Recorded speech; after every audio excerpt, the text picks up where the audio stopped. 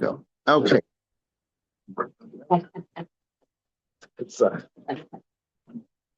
Okay. So again, we finished Aleph, but we went back on a Mishnah Berurah on the first page, and that was Mishnah Berurah base, where the Chafetz Chaim started talking about negavaser, washing our hands in the morning when we wake up. And just to review, so the Chafetz Chaim said, so you have when you wake up, and we discussed this, ruach tuma on your hands, on your fingers, and therefore you got to get rid of that as soon as possible. So it's best to wash right away. If you can't, don't go 4 amas. You want to wash as quickly as possible. And the Chafetz Chaim said that there is an opinion that says that the whole house is considered one place, but the Chafetz Chaim says you shouldn't rely upon that except for in a shas halachic, in a pressing situation. So we have to finish that Mishnah Berurah, but before we finish that Mishnah Berurah, here comes the first Marsham Das Torah for this session, for this time. And the Marsham brings down a Mordechai. Mordechai says that, again, discussing the idea of a room is considered like $1 amas. So Rahman al-San, somebody passes away. So, if you go to Maya, you go into a cemetery, you have to wash. Also, we'll talk about this later.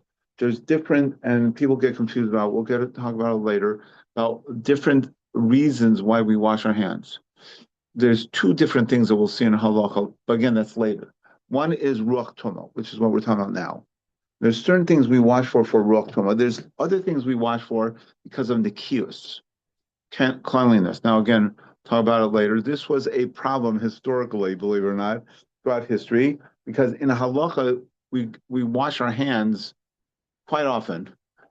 And now, again, we discussed this last week about the context, taking everything in context, that it was hard to get water. You had to pump the water, go to a well, or go somewhere to get the water. It was, you just didn't open a tap and the water comes out, But it was a much different situation. But we wash quite often. I mean, put it this way, Goyim, non-Jews, didn't wash that often.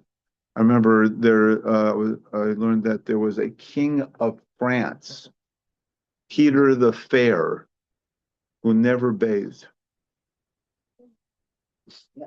Yeah. See, that got your attention, right? So now, again, when you think about that, as far as let's not go there. So, see, you come here to learn history too. So when you think about that, a Jew washes at least once a day when you wake up in the morning, right? And there's a lot more that we'll see in halakha about leaving the bathroom or before you eat bread. Now, again, there's different reasons, and we'll talk about that, later when we get further. But you go to a levaya, so you have to wash. Now, let's say you're not within where the nifter is, but you're in the same room. I know, like in LA, we had some big halls, and somebody important passed away, and you went to levaya, so the nifter was like all the way in front, and you could be all the way in back. It's a big, big, big, big room. You're not within 4 amas of the nifter at all, right? Of them, right? So, but the halacha is you have to wash if you're in the same room. So again, we see the Mordechai brings down that that if you're in the same room, that's considered dalat. It's considered the same thing, even though it might be far. So the Marsham brings that down. Also, he brings down the Birkei Yosef and another halacha that again, if you see a Talmud Chacham, it's really cool. You'll hear about it. But the guys, the Kinyan Masechta guys, were in Lakewood today, so they got to see Rav Uri Deutsch, a very big Talmud Chacham, and they got a separate time with Rosh Yeshiva Lakewood, Rav Ocean, and they were calling me about how it was an amazing experience. Like, he spent a half an hour with them, took pictures with them, and the whole thing. They said it was amazing. So, like, if we have to stand up for a Talmud Chacham. So he brings down the Birkei Yosef. The Birkei Yosef says that how about the halacha is if the Talmud Chacham is within 4 amas of you, so you have to stand up. or Zaken also. Uh, so then the same thing, the Berkei Yosef is not sure if the same halacha applies. In other words, let's say the Talmud Chacham is not within 4 amos of you, but he's in the same room. It's a big room. You have to stand up? Yeah. So it's a good shiloh. Um, then a very important thing, the Malbim, believe it or not, I just, I'm still unpacking my svarim. So I got from my father, everybody heard of the Malbim, right? The Malbim, famous Malbim. So the Malbim, besides his Chumash and other things, he started writing a Mishnah Berurah. This is before the Mishnah Berurah. The Malbim started writing a Mishnah Berurah. It's called Chafetz Chaim. Let me quote it down, and I have it. But it's only one volume. And it's basically the beginning and goes till Hilchot Tzitzis. That's as far as the Malbim got. And the Chafetz Chaim once in a while quotes him. It's very interesting. So the Malbim brings down the same thing, but the Marshan brings down from the Eli Rabbah and the domestic Eliezer that says that today the Ruach Ra, all the stuff like when we sleep or all this type of stuff that we'll learn about, is not as strong as it used to be. The Ruach Ra isn't as strong. So there is a Masorah, I forgot who I heard it from, that the Vilna Gaon said that when the Ger Tzedek was killed, Al Kiddush Hashem, that deflated somewhat the Ruach Ra. Now again, I don't get the wrong idea. That means you still wash in the morning, right? Still got wash in the Agavah. So I'm not saying we're not saying you shouldn't wash in the morning. You have to, but it's just this whole thing. You still got to wash, and all these types. We'll learn about it later, about what things are because of Ruach Ra and what things are because of Nikios, cleanliness. Right? Oh yeah. So I want to get back. So just very quickly. So Jews washed. Erev Shabbos. So you're supposed to bathe, right? Right. At least your hands and your feet, and your right. At least, but preferably your whole body. So this was a problem historically. You probably know this because when there were plagues, like the Black Plague, so Jews were. I'm not saying Jews didn't die. Jews died, but less numbers proportionally than the non-Jews. And you all know what happened. The Goyim said, "Oh, the Jews are casting a spell, and the Jews are, and that's why they're not being affected as much. Jews were dying. No, not a kasha, and they killed Jews because of that, right? Again, not to get too far up a field, but there's an amazing, shocking halacha by Pesach about checking for chametz. So you're supposed to check the chametz wherever you go. So I'm sure the Blooms have this all the time. So you're playing baseball with your son in the backyard, right? You do this all the time, play catch.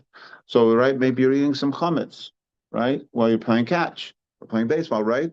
So what do you do with the chametz while you're playing baseball? So, right, every normal person puts it into the wall, right? There's a crack in the wall, you put it in the wall, right?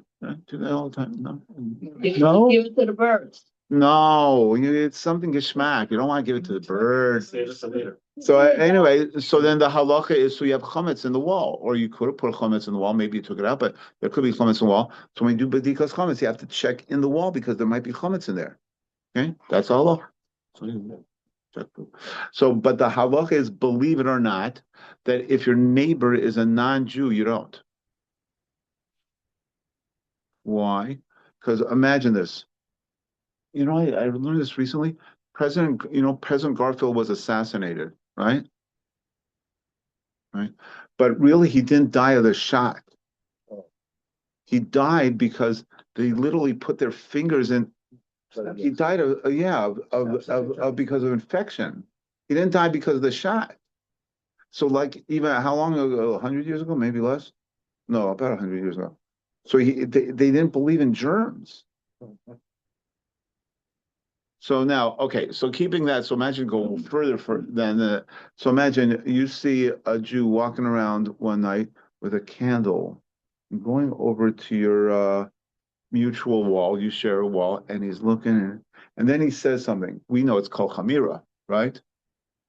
But let's say you're a non-Jewish person, you see a Jew doing that, and again, it's 100, 200, 300, 400, 1,000 years ago. What's he doing? So somebody told me, that line "heebie-jeebie" comes from a Hebrew. Comes from Hebrew. Yeah. That's where it comes from. So we had, so believe it or not, the halacha is then in that case, you do not search for the chametz in the wall because it's a sakana. The Machaber says, can you imagine that? It's a sakana. It's dangerous because they would kill Jews for this. Jews got killed for this. So the halacha is you're mavatal chametz, right? And that's it. You don't check for it. So again, we don't, Baruch Hashem, we don't know what this means, but again, we live in different circumstances and different times. So yeah. So anyway, so this thing about ruach ra. So the Marsham comes out that even though we could say the domestic Eliezer, the Ma'abem, others bring down that the ruach ra is not as strong as it used to be. He still says Mikol Makom Yorei Shamayim Yeshul Lahachmir. Still, Yorei Shamayim, don't count on the ruach ra being diminished or anything. Wash and then take care of it. How do you wash? We're going to talk about that. Yeah. You're way ahead of me. Sorry about that. No problem. Don't feel sorry. Okay, we're now in the Mishnah Berurah. Again, we didn't finish that Mishnah Berurah base yet. So again, we're still talking about Negavasa. We're towards the end of the first wide line, right? Everybody, I think I have the same print, even though mine's a little different, but first wide line towards the end. Im ira shemashkim balayla she'ein lo mayim lito yado shlosh pamim karoi. Let's say you wake up one night and there's no water. You don't have any water to wash your hands. So now what do? Very first page. So even though you can't wash because you don't have any water or whatever, so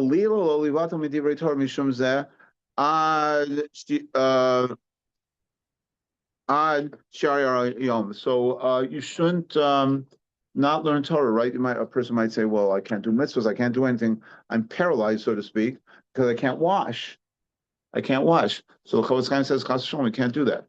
No, again, you have to make Birkas Torah, it's a separate thing. But again, you shouldn't stop from doing mitzvahs just because you didn't wash.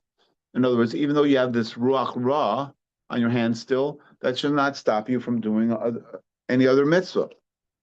Now it's interesting. He says, Mishum ze ayom. You shouldn't prevent the fact that you don't have water shouldn't prevent you from doing any of the mitzvahs like learning Torah. That you should wait till it gets light outside. Because again, don't forget when it was dark, you didn't want to go out. We don't appreciate that. We have street lights and everything like that. Imagine dark, right? And especially the darkest moment is before the dawn. So, right, you wake up a little early and, but it's still really dark outside. So what, you're going to have to go out to the well or go somewhere to get, but it's really dark outside. I don't want to do that, right? I don't want to go out and it's so dark. So I'm going to wait a little while till it gets a little brighter or bright or something, dawn or something. Yeah, but I'm not washing because I don't have any water. So I'm going to sit there and twiddle my thumbs. That's right, you shouldn't do that. Just because you can't wash, that doesn't mean you should not learn some Torah, neither whatever, You told me why either use some water, or even if it's not enough to wash 3 times. We'll see about this. Or clean your hands on anything that cleans. So we're going to get to this throughout halakha one more time. That if you're really stuck, again, don't rely upon this, but we have water, Baruch Hashem, ample supply, Baruch Hashem. But sometimes if you don't have water, you're really stuck. You just wipe your hands on something like. Unfortunately, I'm a rabbi, I wear a suit all the time. So you can wipe your hands on fabric or something like that, but you have to do both sides of your hand. So for me, it's easy. I just put them, I could do both sides at one time with my coat, with my jacket. So again, you could either wash your hands with the little water you might have left over, or wipe your hands on something via varach, via omar. And make brachas, meaning birchas Torah, right? You're waking up in the morning, you have to make birchas Torah, like we discussed last week, and learn Torah. Kedin ha-Talmud v'aposkim, and that's the halacha. So again, this is something very, very important. Again, people think, like I have ruach ra on me, it's like cooties, and like I can't do it. The answer is no, it's ruach ra, but it's not great. We'll see. Don't touch your eyes or other orifices, and we'll learn about that later. But that shouldn't stop you from doing other good things. So you should make sure you do that. Okay, let's just do a little bit of base. So you can't say I didn't do anything. Base. Next, page 8 or Hamashkim liskanen lifnei baro. If someone gets up during the nighttime to plead in front of Hashem. No. No, go a couple more. Go a couple more. One more. There you go. Right up there. Okay, everybody with me? Okay. People wake up in order to plead in front of Hashem. So if you learn Gemara Brachos, you know there's parts of the night, parts of the day also, but parts of the night, they're called mishmaros, they're called watches. So there's 3 parts of the night. It's divided up into thirds, as we'll see. And so you should try to get, if you want to daven to Hashem about Klal Yisrael, somebody's sick, or Korban Beis Hamikdash, you should try to, calculate the end of one of those 3 watches. He'll explain. Shem b'shlish halayla, a third of the night. Usov shnei shlishei halayla, or at the end of the second third of the night. Uvesov halayla, or at the end of the night. Why? One of these times. So again, if you wake up, especially this time of year, you could wake up early. You're not even so early, and it's still dark outside. Right? It's before sunrise, before sunrise. So there's like an idea to daven then before shul, 4 minyan. Why? Because at these times, at the end of the 3 watches, shatfila, she's palba also shas ala churma v'ala golos ritzuya. It's an auspicious time, as they say. It's an auspicious time. So those times are a good time to daven for all sorts of things, especially the Churban Beis Hamikdash. Okay, we'll stop here for tonight, and Mirza Hashem, tomorrow we'll get into a very interesting halacha about, once we're talking about the Churban and the Churban Beis Hamikdash. We'll talk about that, Mirza Hashem, tomorrow. Hey, Yashkach, everyone. Thank you. My pleasure. Yeah.